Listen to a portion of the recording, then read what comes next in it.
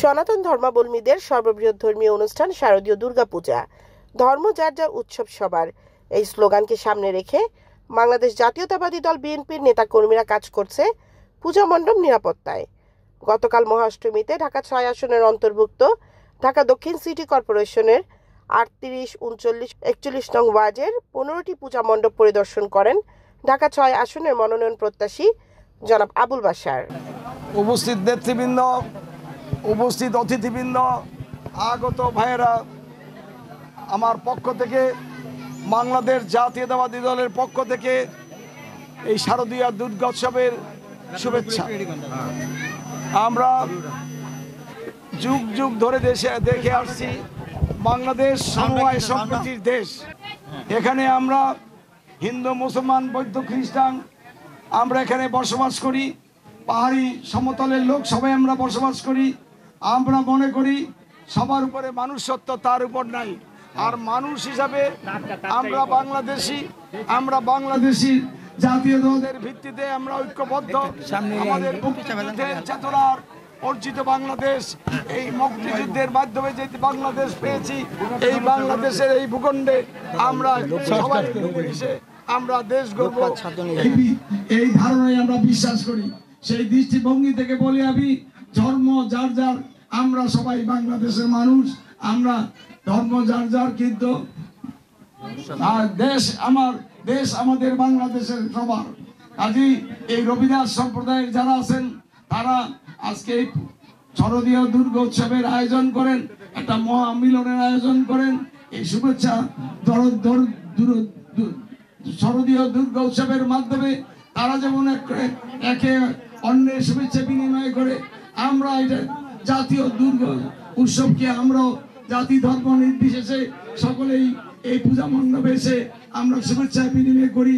সকলের সাথে আমরা ভাবের আদান প্রদান করি, সভা করি, মুখ বিনিময় করি। আমরা মনে করি এভাবেই বাংলাদেশ, এটাই বাংলাদেশ, এটাই প্রকৃত বাংলাদেশ। আপনারা সকলেই জানেন দীর্ঘ সময় দেশে স্বৈর শাসক ছিল। আজকে সকলের চেষ্টায় ঐক্যবদ্ধ প্রয়াসে আমরা স্বৈরাচার মুক্ত বাংলাদেশে আমরা সকল ধর্মের কর্মকাণ্ড চালিয়ে যাচ্ছি। আমরা তাই আমাদের দলের ভারপ্রাপ্ত চেয়ারম্যান জনাব তারেক রহমান আপনাদের পাশে থাকার জন্য নির্দেশ দিয়েছেন।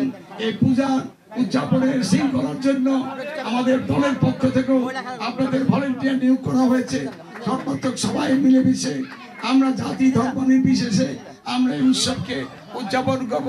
সকলের মাধ্যমে সকলের আনন্দকে আমরা ভাগাভাগি করে নিব, এই প্রত্যাশা ব্যক্ত করে এখানে যারা আয়োজন করছেন তাদেরকে আবারও ধন্যবাদ জ্ঞাপন করে, এই রবিদাসপুর আমার পুরাতন এলাকা, পুরাতন আজকে এই পরিচিতি আমি এই এলাকার সম্পর্কে, এই সম্প্রদায়ের লোক যাতে করে আজকে আগামী দিনে সুন্দর একটা ভবিষ্যৎ করতে পারে, আগামী দিনে সুন্দর বাংলাদেশ করতে পারে, তার অবদান রাখবেন, এই প্রত্যাশা ব্যক্ত করে আবার আপনাদেরকে শারদীয় দুর্গা উৎসবের শুভেচ্ছা জানিয়ে আমার বক্তব্য এখানেই শেষ করছি। বাংলাদেশ জিন্দাবাদ। সবার উপরে মানিক সত্য, সেটাই সত্য। এই সত্যকে উপলব্ধি করে আগামী দিনে এগিয়ে যাব। আমাদের নেতা জনাব তারেক রহমানের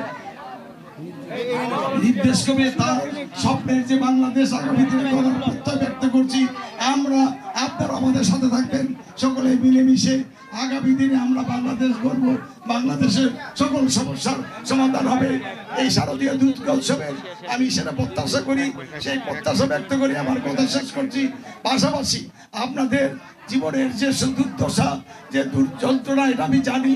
সেই যন্ত্রণার দুঃখ আমরা যদি আল্লাহর মেহরবানিতে, আল্লাহর উপর আল্লাহর ইচ্ছা হয়, তাহলে আগামী দিনে আপনাদের মতামত দিয়ে আগামী দিনে আপনাদের সুন্দর সমাজ, সুন্দর একটা আবাসস্থল করতে পারি, সেই প্রত্যয় ব্যক্ত করে, সেই আশা ব্যক্ত করে আর আমাদের জন্য দোয়া করবেন।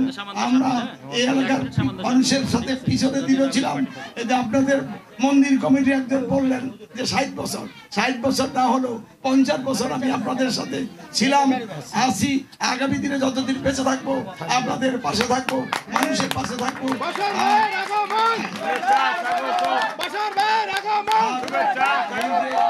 পূজা অর্চনা এটা আমার মৌলিক অধিকার। আমার ধর্মের যেই ধর্মে থাকি না কেন, আমরা বাংলাদেশের মানুষ, তার ধর্ম মতে সে ধর্ম পালন করবে। কিন্তু দেশের ওই প্রয়োজনে, দেশের গণতন্ত্রের প্রয়োজনে আমরা এক অভিন্ন জাতি হিসাবে গড়ে তুলবো।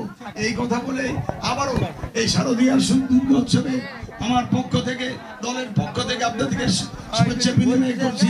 আপনাদেরকে আর আমাদের দলীয় চেয়ারম্যান, ভারপ্রাপ্ত চেয়ারম্যান তারেক রহমানের পক্ষ থেকেও আপনাদেরকে শুভেচ্ছা জানিয়ে আমার কথাকে শেষ করছি। খোদা হাফেজ। বাংলাদেশ জিন্দাবাদ।